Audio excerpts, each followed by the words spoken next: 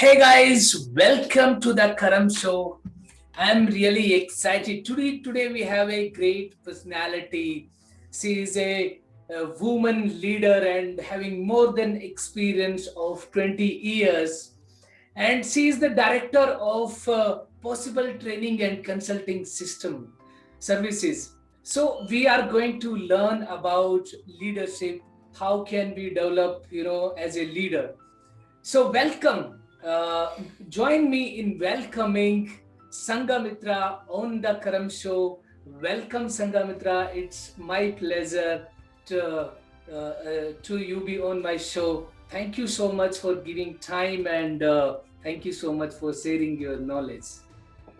Thank you, Karam. Thank you, Karam. It's a great pleasure to come online and to serve my wisdom with all of you.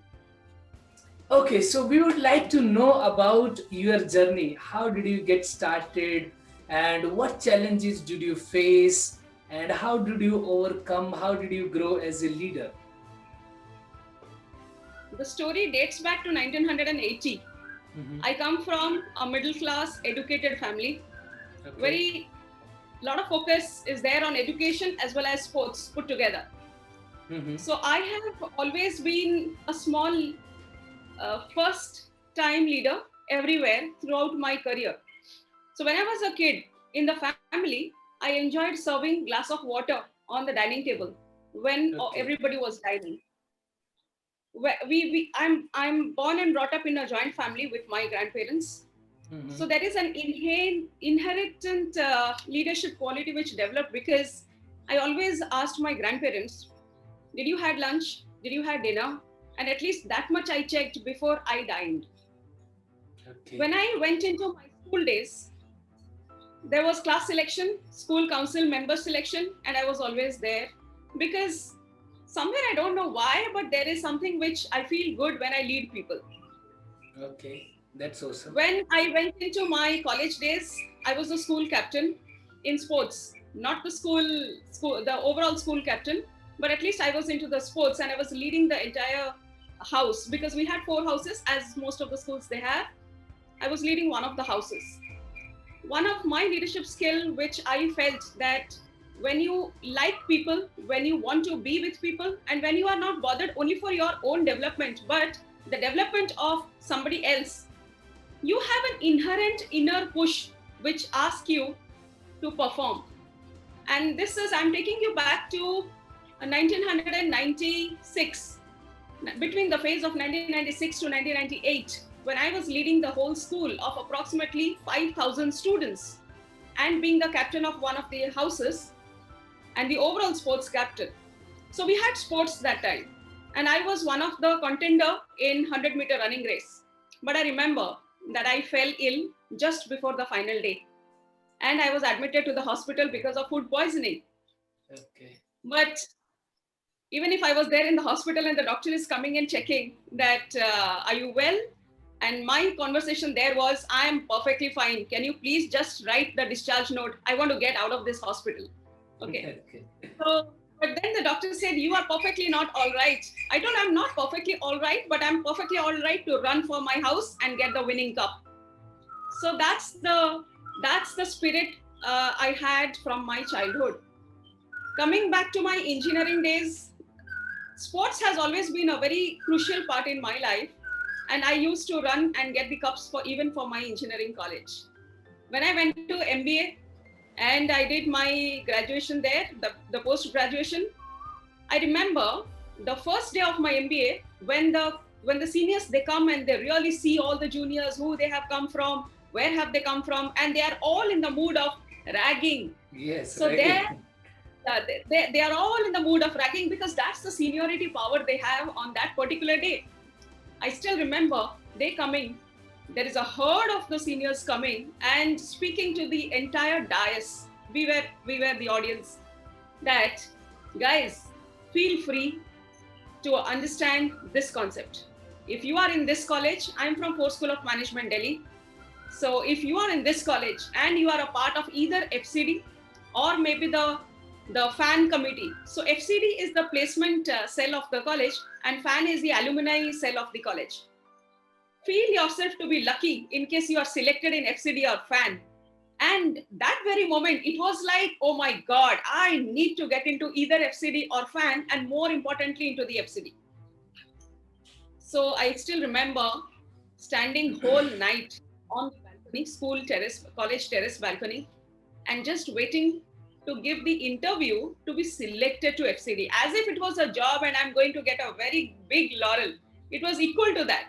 But Okay. that commitment and that hunger drives you to achieve something. It doesn't matter what you want to achieve, but the dedication and the hunger which you want to get something which you want, I think that's the whole journey which has always defined me from my childhood till my end of the higher studies. And even when I entered into the corporate in the ICICI group and the Tata group, I have worked in two places, ICICI and Tata, ICICI Prudential as an HR manager, and Tata Group as the regional academic director, and then into the director, finance director, collections. I always realized that the push to achieve something for the others and make others achieve something is an inherent quality which I have developed throughout my career. And that's what is my journey. I come here standing in front of you with a vision, and with a vision to create a lot of productive and successful leaders in this world. And I'm really on a mission of transforming 1 million people who are aspiring leaders to make them productive and successful leaders. And that's the show, Karan. That is how I come from. Okay, what a inspiring story, Sangamitra. What a inspiring story. And I remember, I was in engineering college, but I don't know. I got some fears. Okay, I developed some fear, but never participated in any sports, any curriculum activity. And I don't know, because of my tone or because of I was not comfortable with the English. And in most students in my college were from army background, and they were fluent in English. So because they were high rankers, boys and girls, and lieutenants and colonels, brigadiers, and so they were, very spoken in English. But due to that, I got inferiority complex and never participated. Recently, I started learning about leadership and other things. That's why, I thought let's have discussion with Sangamitra and learn about leadership. So, okay, my next question is how to develop actually leadership? How do you create leaders? What they do to become leaders? Very good question, Karan. It's actually a very, very important question. A lot of people, they feel that when I have a team and I'm managing a couple of people, I address myself to be a leader. But that concept is actually a myth. It's a myth. Okay. I want to break the myth here on this Karam show. And I'm really happy, Karam, to have called me for a leadership discussion here. Because let me just tell you where the leadership actually grows and how the leadership quality of any person develops. The leadership quality of a person first starts with yourself. You have to first lead yourself, and then comes a situation where you will lead others. So when I say leadership skills, it's not about leading people first. It's about you being control of yourself, your focus, your time, your relationship, your health. If everything, all these four important factors are under your control, as a leader to manage yourself. And I, in my words, call it self-leadership. Okay. So the first thing a person has to master is self-leadership. And post you master self-leadership, you automatically will come to a stage where people will start looking up to you. People will start following you. People would want to come and be with you. They want to talk to you. They want to walk with you. They want to take advice and guidance from you. And then you actually move to your next step. Next step is about people. Okay. So this is how this entire leadership journey starts. So I will definitely speak about what takes us to get into a leadership mode. But the myth first is you are not a leader only if you are leading people. You are actually a leader for yourself first, and then you are a leader for leading people. Okay, yeah, that's really awesome, nice. And I started focusing on developing self, knowing myself in the deeper level, and that's how I am coming out to be a. Now people see me as a leader, but I don't consider or see myself as a great leader. But yeah, I'm learning about self, and that is helping me to self lead, and then in the coming time I will be leading people as well, influencing people as well. Right. Correct. Okay. Correct. Okay, so uh, like what are I have seen, or I have listened to the story of great leaders as well. So what are the characteristics of great leaders? So I started reading about like Maharana Pratap and other leaders, who were really great and awesome, and they did everything, put everything. So how those kind of characteristics can be developed? See, I'll tell you first of all, let us understand what are the type of leadership styles. Okay. So once we understand the type of leadership styles, it becomes a little easier for us to start working on it. Yes.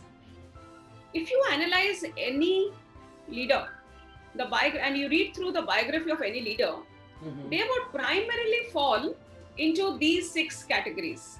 Primarily. Okay. The Okay. first is a transactional leader. So, what exactly is a transactional leader? A transactional leader is somebody who makes the work done by either giving reward or giving punishment.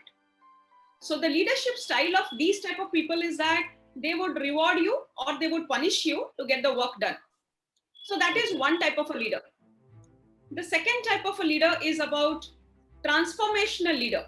So, transformational leader, they actually change your entire mindset. They help Mhm. you come out with a certain vision and they align you to their own vision. And because of which, you are automatically motivated to work. Okay. The Okay. third type of a person, the third type of a leader would be a service leader. A service leader, Karam, is somebody who do not work for herself. The service leader mentality is I work for people. I will do it for people. So they are more into social services. They are more into developing people without profit. Their mentality is not generating profit, but they would always be with the people to make them develop or make them society. They would want to get some bigger problem of the world resolved.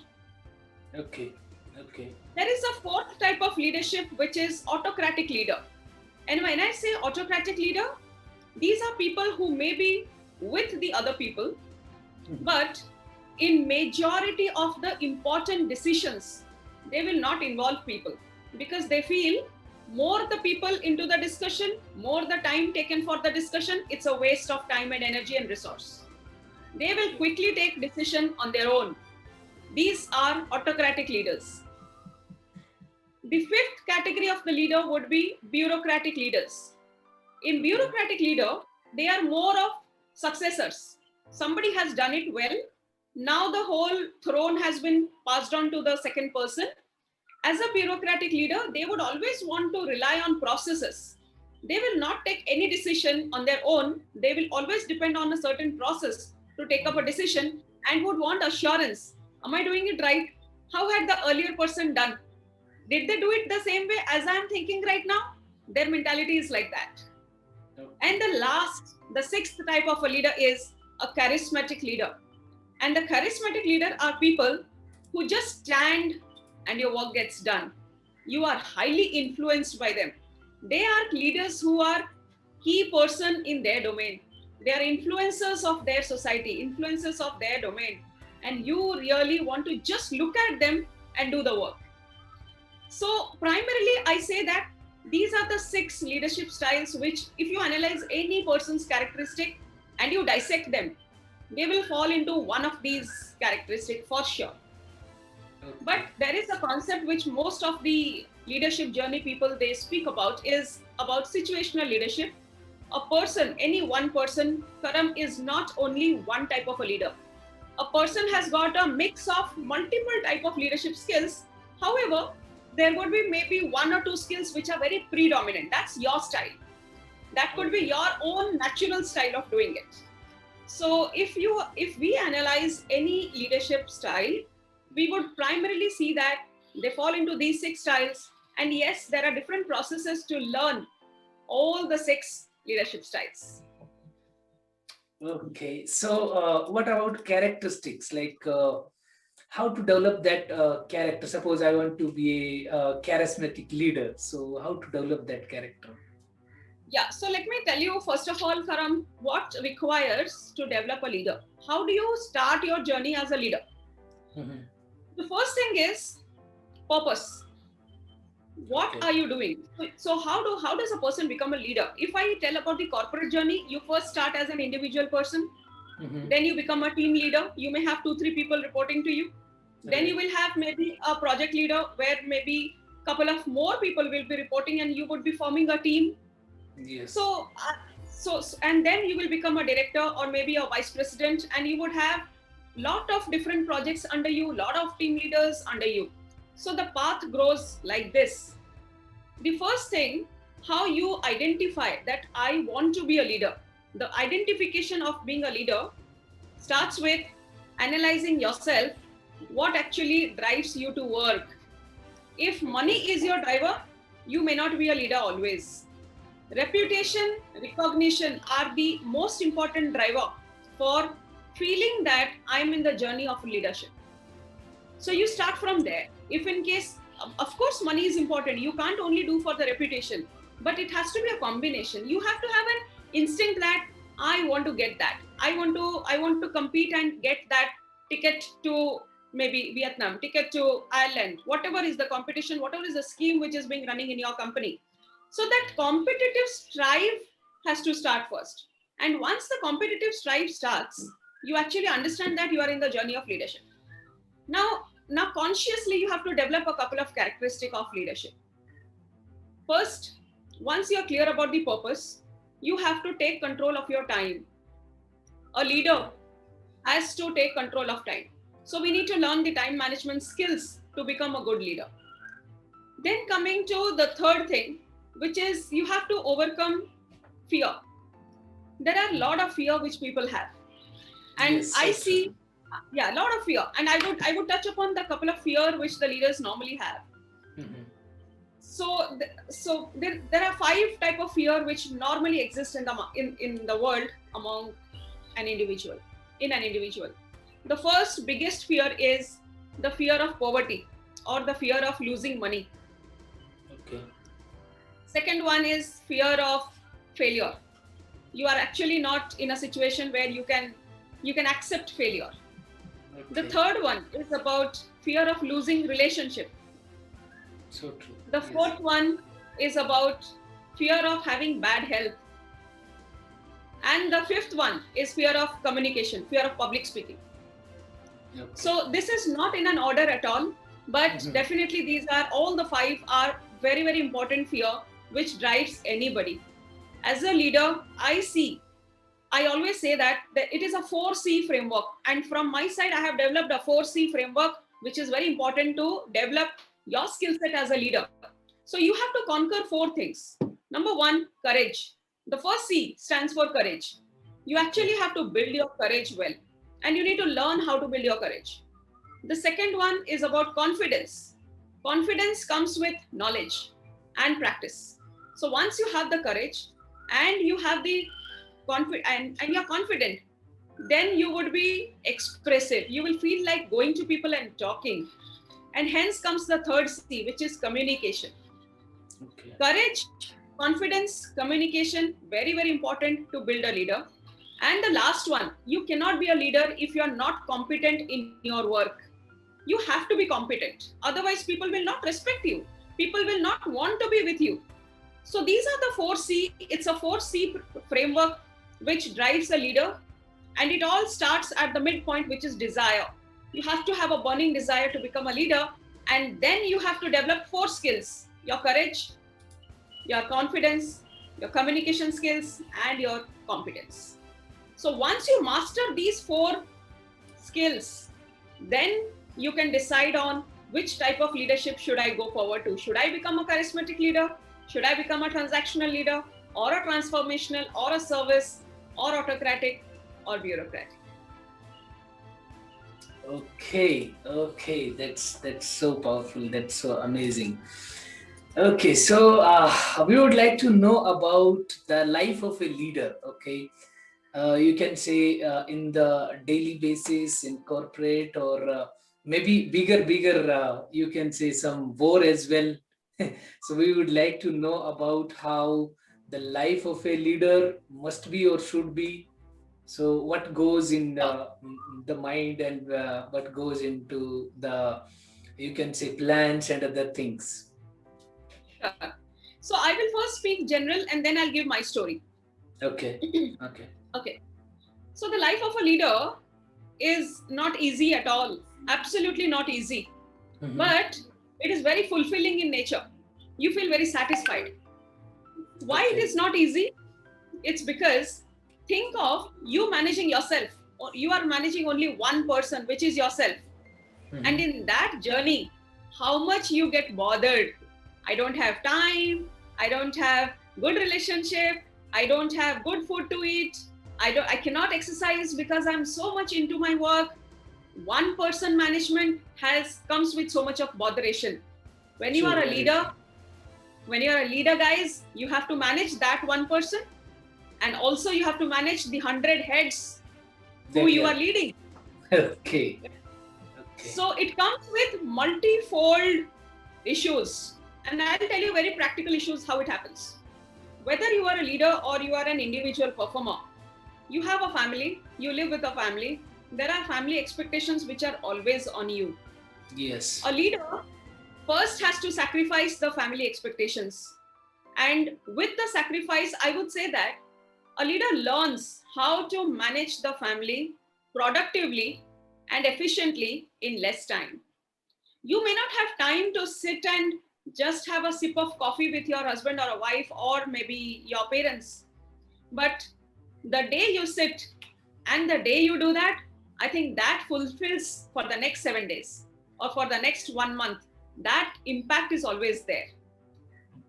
A leader may not have time to gossip with the relatives, to ask for each and everybody's health, or to just do a lot of talk which may not be adding to the vision. So a leader is always conscious about what he is doing. If it is a call, the consciousness develops and the consciousness asks you, is this call important for me to take up right now, or I can avoid this call? So leaders are very good at a 4D concept. And the Okay. 4D concept goes back to time management. What plays in the mind of the leader to manage your time? Because you have 24 hours. Everybody has 24 hours. Even if you Yes. are a leader, you have 24 hours. Even if you are Yes. an individual performer, you have 24 hours. Yes. So how do you really make your time work for you? You are not working for the time, but may the time has to work for you. It happens because the leader has a conscious effort in screening any activity they do. So suppose, for example, I get a call. I would first see on a Truecaller, whose call is this? Is this important for me? Is this Okay. important for me? And if it is important, I take the call. If it is not important, I avoid the call. Because you cannot give your time to everybody. Coming to how you manage, you cannot always avoid. But suppose, for example, you are into your work, but then you get a call which is important. You know that it is important, but you know that it is not very urgent. So simply pick up the call. And there is a very natural habit you will see in the leaders is that they don't say hello. They will say, hi, Sangamitra speaking. Can I know, how can I help you? So that's the conversation they have. Why? Because you lose out on 2 seconds or 3 seconds by just checking who the person it is. Because if you don't say, Sangamitra speaking, how can I help you? The other person will first say, am I speaking to Sangamitra? Yes. Yes. Yes. Okay, so you lose out on the 2 seconds there, and you are developing questions for the person to eat up your time.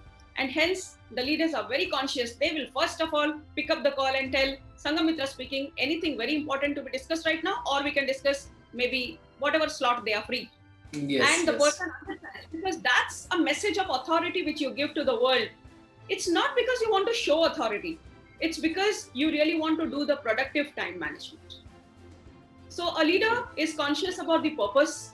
The leader is conscious about the activity and conscious about the time, how the time is to be managed. So I was just talking about the concept of 4D here, how to manage the time. The leaders practice something very, very consciously, and they actually put it into practice, a concept of 4D. And the concept of 4D is, if your work is important and urgent, do it immediately. So the first D stands for do it now. Okay. If the work is important, but it is really not very urgent, then the leaders practice something called delegation.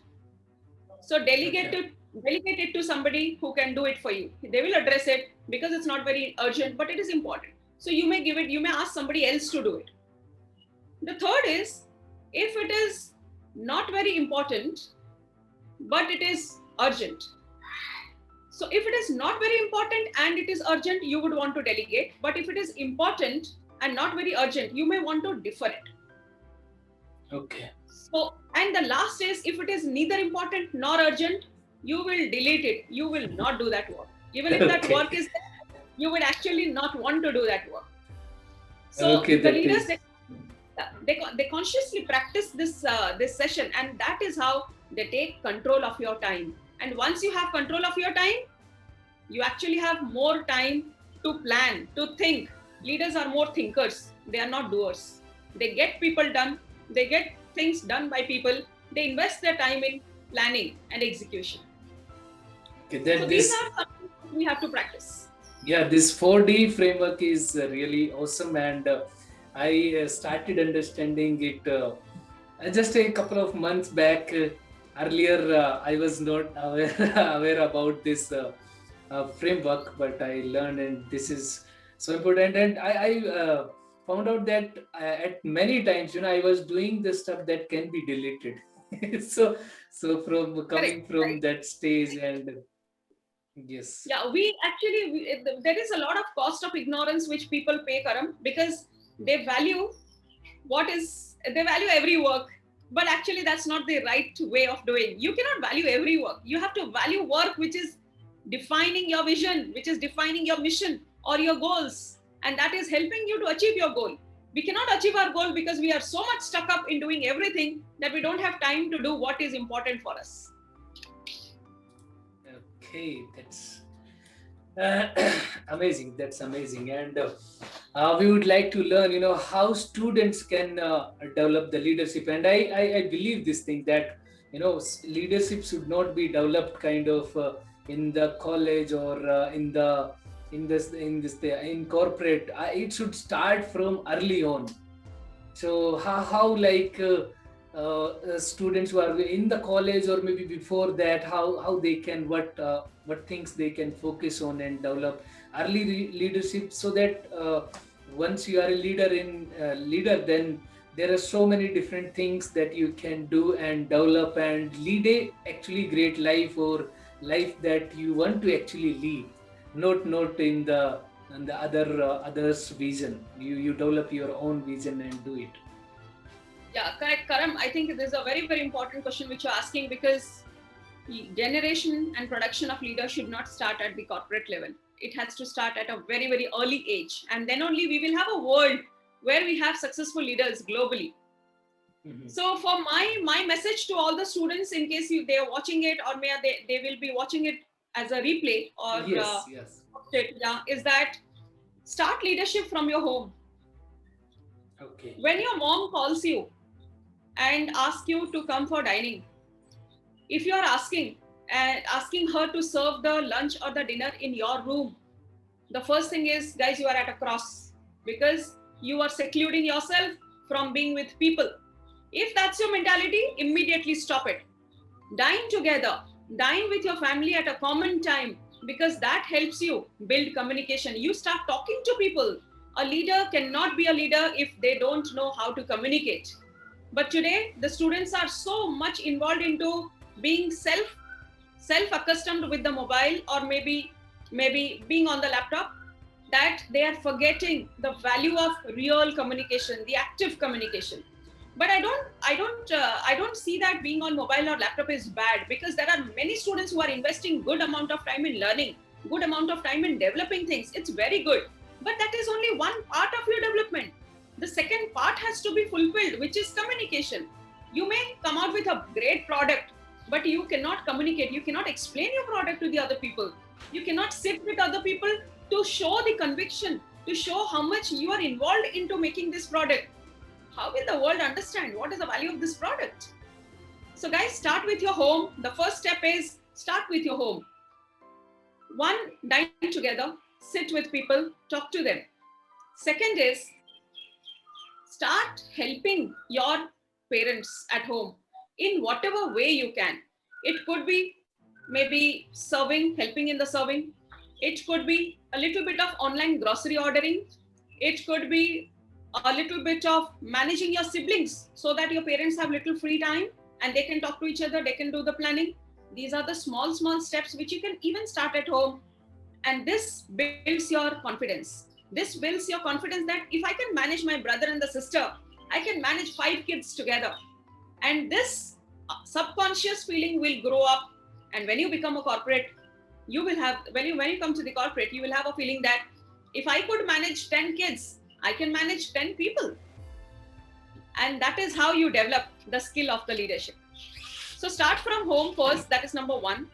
Number two is be a little conscious about your neighbors, about your surrounding, about your society. So now we have developed in such a manner that, and over and above pandemic being there, we are actually not speaking to anybody. We don't see anybody. That's okay. But in case you have friends circle, do a Zoom call. Come on a live call with your relatives. You cannot visit them, that's very obvious. But can you not conduct a virtual meeting and just meet Yes. all of your relatives at one place?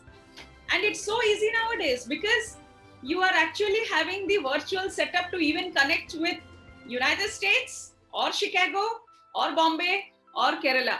So everybody will come together at the same time, right? So I Yes, think it should start at home. Definitely, it has to start at home, and this is how we should do. yes, technology has enabled us, like we can do a call on WhatsApp video call, or in other Zoom, or any technology we can use. That's Right. really awesome. Okay, Right. so Sangamitra, you have, you must have read so many books, and I can see your library is full.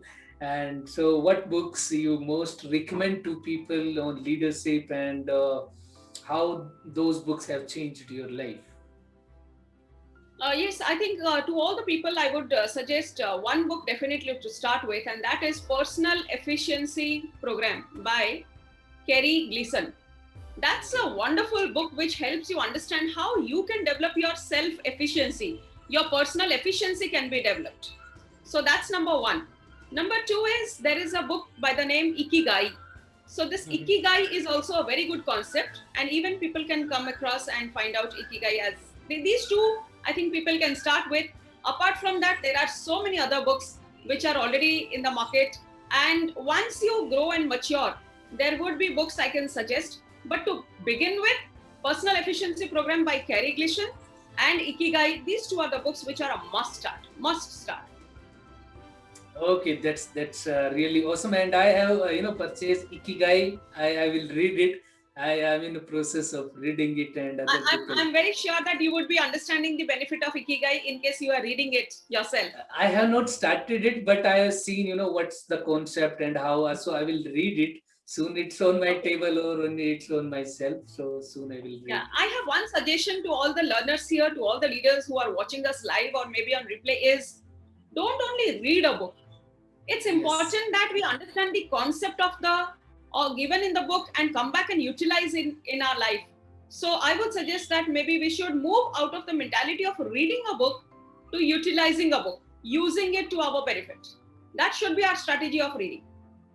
Yes, definitely. That's so true. Like, we don't implement many things that we have learned in the books, and I faced this challenge when I started reading. Like, I was reading 2 3 years back as well.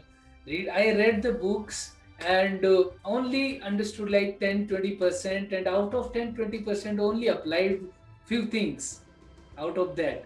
So that was not a proper utilization of the book. There were many concepts I could have utilized. Now are those concepts, when those I read in books, now I am applying it. So it's becoming more and more I am aware, and the things Yeah, is Saurabh, and even I have realized that any book I read the second time, I feel that did I not read it at the first time?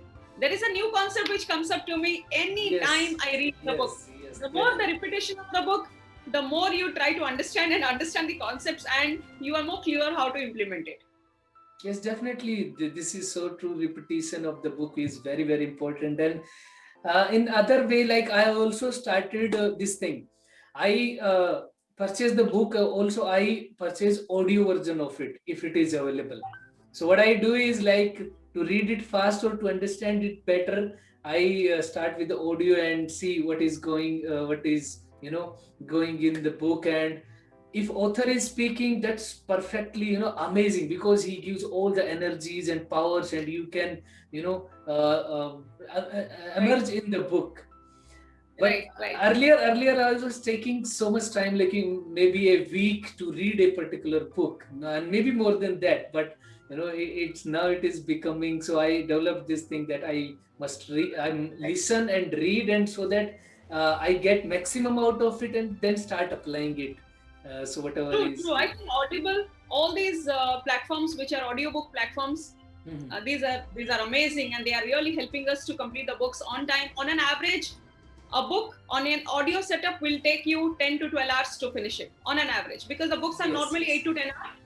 8 to 10 Yes, hours, but then you may take some break and maybe want to divert and all that. But then yes, an average time of 12 to 15 hours is enough to complete one book.